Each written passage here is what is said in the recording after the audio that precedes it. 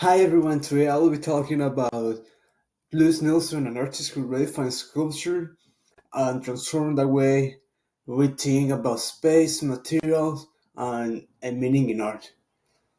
She worked mainly with wood, which she turned into large, small, bold, wall-like sculptures.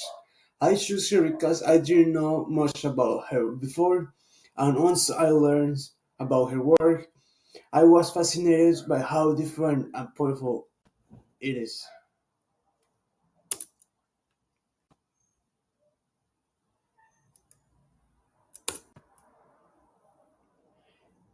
Early life and background. Luz Nilsson was born in 1899 in present-day Ukraine.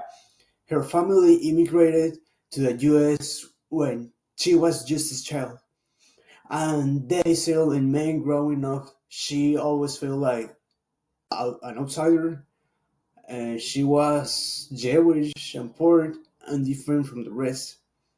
That experience shaped her identity and gave her a strong, independent voice later in life. In her early adulthood, she moved to New York City to pursue art. She studied at the Art Museum League and even spent time in Europe, where she encountered Cubism and Surrealism, two movements that influenced how she views shape, structure, and abstraction in her own work. Historical context. Nielsen covers span many major historical events, uh, the Great Depression, World War II, and the Civil Rights Movement. These times were full of uncertainty and change. Also, her work wasn't political, she was shaped by those movements. As a woman artist during a time when most famous artists were men, she had to fight to be taken seriously. She didn't try to blend in, she made herself bold, wore dramatic clothes, and developed a strong persona. That determination helped her gain attention in the male dominated artwork of the 1950s and 60s.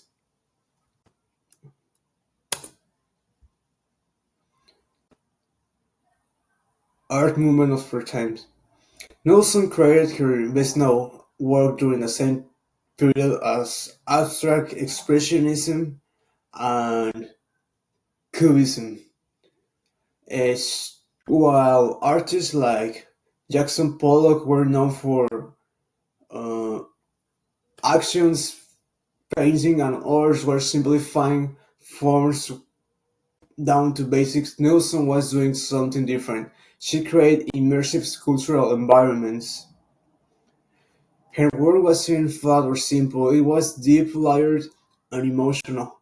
Also, well, it shared traits with those movements, like abstraction and form.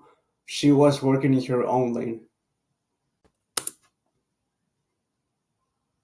Art philosophy and style. Luz Nelson once said, "Art is everywhere except it has to pass through a creative mind."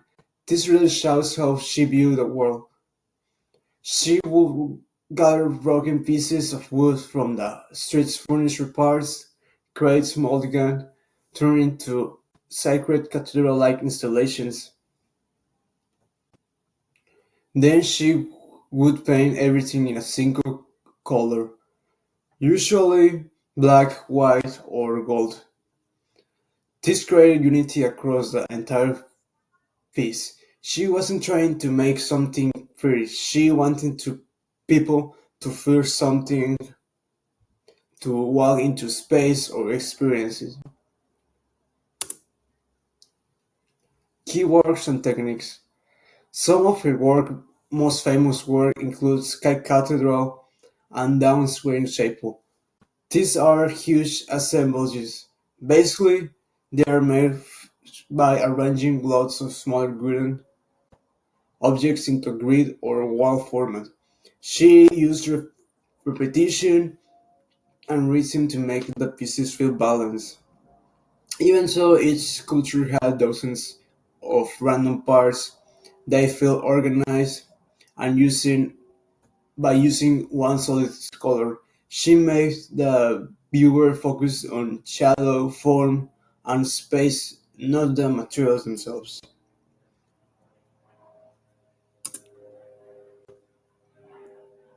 Design elements and functions.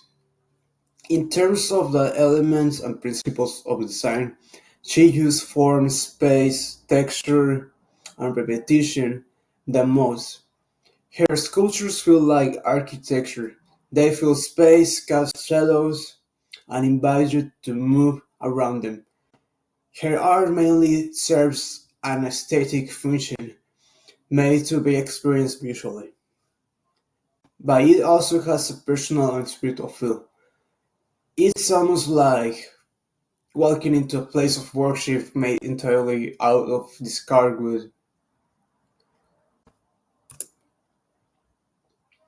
Critical reception. At first, not everyone understands Nelson's work. Some call it junk art because they use found objects. Over time, critics and museums began to recognize the power and innovation of her sculptures.